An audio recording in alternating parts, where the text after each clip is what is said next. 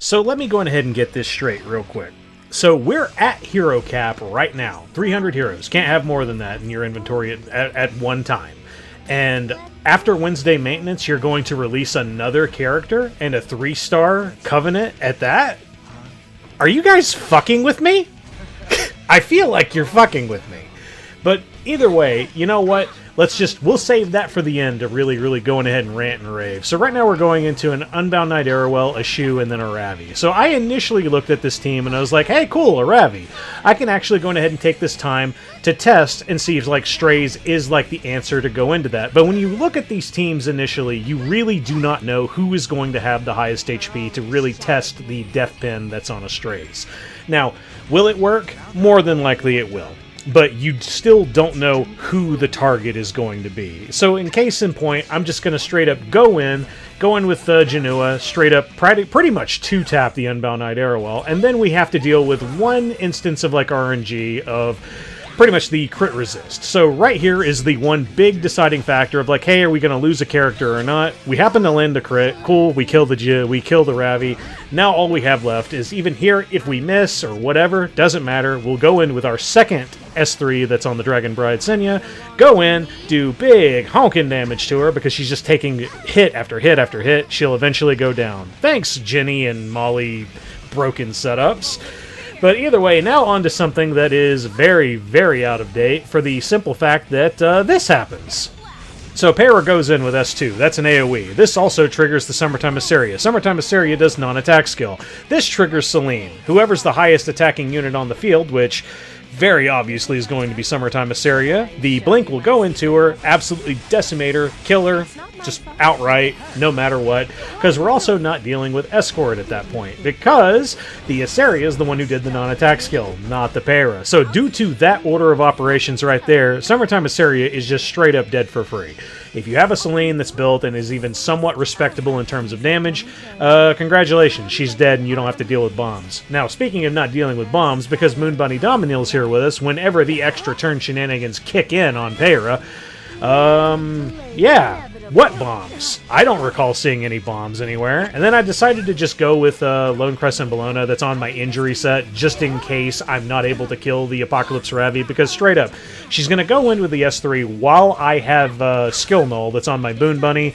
Cool. Then we'll just go into her like with little bits and pieces, and then we'll eventually kill her. Now, fortunately for us, we deal more than enough damage. We're able to kill her. Then with Apocalypse Ravi dead, all that's left is Peira. Go into her, and Shazam, it's over. Now for some fun shit. So this is a Celine, an Urban Shadow Choux, and then also an ae-KARINA. So I looked at this and was like, well, I want to use Watcher Schuri to just straight up delete this ae-KARINA.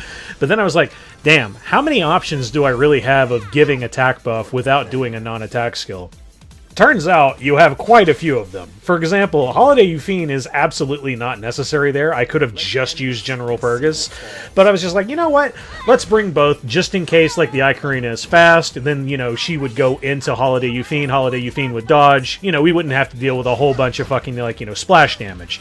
Things fortunately work out in our favor, because lots of hits are going into General Purrgis, Watcher Schuri is going zoom, and we killed the ae-KARINA. Now all we have left are 2 units. The Celine still hasn't taken a turn, by the by, at least not using her S3, and we were able to deal a lot of just like, you know, supplementary damage with burn debuffs, and then also with like other hits and AoE attacks from Watcher Schuri. We're able to go in. We also happened to get a provoke on her at one point, so like that was a big thing, and basically we completely stopped the Choux from even doing her S3 as well. Hooray! Now, on to a team right here where I straight up wasn't even really thinking this through very well. Like, for example, I could have gone into this with, say, like, a Yulha in the back, with Dragon Bride in the front, and then, like, any other unit that I choose. But here I was like, you know what, let's try and bring in the Celine Politis defense, or, like, offense that I like to do going into the Molly Jenny defenses. So, here's the problem.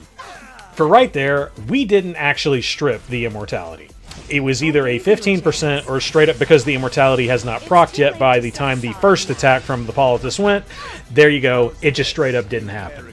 So because of that, we still have to deal with Jenny, and Jenny is doing a fairly decent amount of damage to Albedo. Now thankfully for us, even if we got unlucky with Elbrises and salvos and things of that nature, we really more than likely would have killed that Navy Captain Landy right then and there. And now that the Navy Captain's dead, all we have left is really just to deal with this remaining bit of horse shit.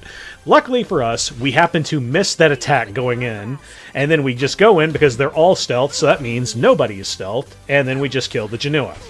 Now, the Jenua's dead, we should be 100% in the clear, because even if Celine died right then and there, it is very possible that my Politis would have actually killed the Jenua. I don't know, didn't happen. I'm just assuming that it would have worked because I at least have a little bit of damage on her because I have her running at 0 speed. But either way, we go in, we kill the Jenua, and then we eventually bide our time till we get Blink again, and then we kill the Sea Phantom Politis because Molly has a fair amount of thickness to her. Thick. But either way, now on to our last match here. So I'm going to be 100% honest with you and very frank. I did this Guild War rather late in the afternoon the other day on Monday. And at this point I was like, man, I'm getting the shakes. I really need to go and fucking do some more farming in Grand Blue Fantasy Relink. So I was like, okay, so what is the least amount of effort and minimal fucking options that I can really do to just go into this, not give a fuck, and just hit auto pretty much until I win? Okay, well, there is literally one threat on the team. That is Navy Captain Landy. And this Navy Captain Landy isn't even really all that thick. She's at 13k or 12k HP. She is very fragile. So you can then also make the assumption that, oh, so this Navy Captain Landy probably hits like a fucking truck, right? Well, she ain't even at max crit. So it was I guess, I don't know. I can't really recall because the only other unit that she's going to be going into is going to be Shadow Knight Pyllis, and Shadow Knight Pyllis builds up so much defense over the course of the match, I really have no idea as to how much damage you have. Looking at this, I'm going to make the assumption that, yo, maybe this Navy Captain Landy is straight up, naked or something. I don't know. But hey, if I knew that, and if I had known that earlier, hey, things would have been better, and then I would have gone in with something else. But hey, this is just the nature of which, blind runs go. You have no fucking clue as to how strong a unit is going to be when you go into them. So hey, anytime I see shit like Navy Captain Landy or Abyssal Yufine, I go in with full fucking nukes ready because the kit of those units is so stupid that you have to assume that they're going to be built well. You can't just rely on, oh yeah, well, that one's just not built really well. Whatever. No problem at all. So, either way, what we're rocking to go into this is a Shadow Knight Pyllis that's on Rocket Punch, a Roana, which is really just there for the heals, just in case counters, salvos, and stuff like that happen, which doesn't really even happen, no big deal. And Elvira's there just pretty much to stop the boat from ever happening. So, there you go. The match is pretty much over. So now that the Navy Captain Landy, the only legit threat that I truly saw that was going to be on the team, and she really wasn't even that scary in the first place, we're 100% in the clear. Because, hey, with Senya there, Senya's just going to go into Elvira. Elvira has done her job. She can die for all I care. It doesn't even matter at this point. But if you utilize your S3s properly on Roana, you'll have Revive buff, and then that way you'll straight up never lose her. But either way, now that we've dealt with the Navy Captain Landy, let's skip forward about 3 minutes. Because, hey, we just have to kill the Senya. That's going to happen with the additional damage, and then we'll kill the Ocean Breeze Luluca. Bam, we're good.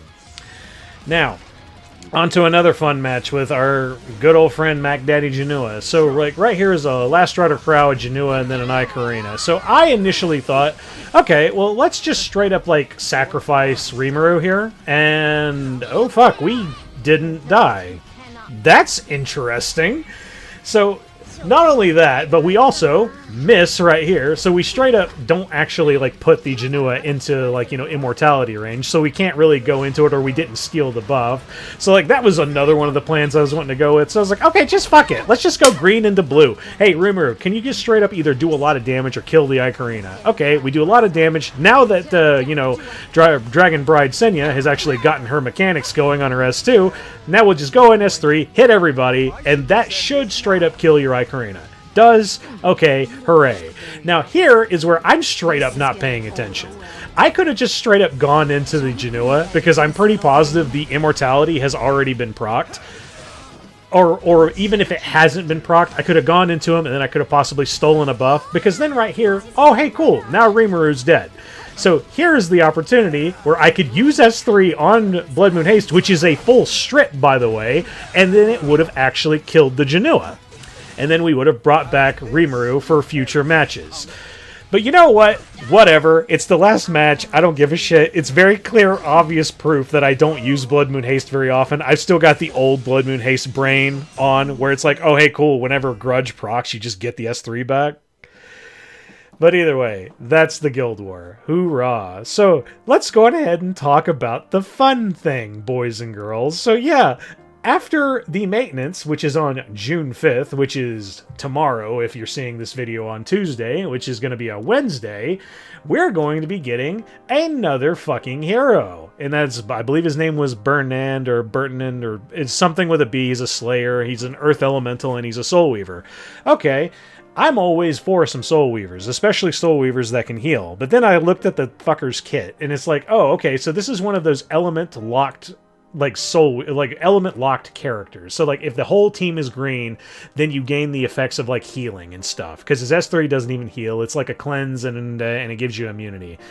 So I don't understand this schizophrenic horseshit that SG really likes to do, where they like to release a character that is dependent on the actual elements of all your characters. Because, like, this is like only relevant in very, very specific PvE contents. I'm assuming this is going to be a hero for something like, say, Hell Raid or Nightmare Raid. I'm just making the assumption that he's for Nightmare Raid, and I think it's for like the Bees or the Council, Jubilee Council, I'm assuming. I don't really do Nightmare Raid, so I don't really know the mechanics of all the things. I quite frankly don't have the fucking time to remember these mechanics for all of this shit. But, like, that's what it feels like to me when I look at that. But now let's talk about the other issue of a new character coming out on Wednesday. So, it's just a 3-star, but it's another hero. We're at hero limit. We're at hero cap. 300 heroes is the number of heroes that we have and that we can use. And because of the limitations of the Yuna engine, straight up, if you ever have 300 heroes in your inventory, the entirety of the battle tab straight up just doesn't work. Which is such a stupid fucking problem, because this is something that could easily be fucking remedied by just like, hey, just make the pop-up not happen, and then you just can't summon for more stuff, or it goes into your summon tab. Like, it's that fucking simple. But like, now that we have 301 heroes, boys, well, get ready to throw some shit in the waiting room. But either way, boys, if you like this video, go on ahead and hit that like button. If you want to see more of my content, hit subscribe. Back to farming.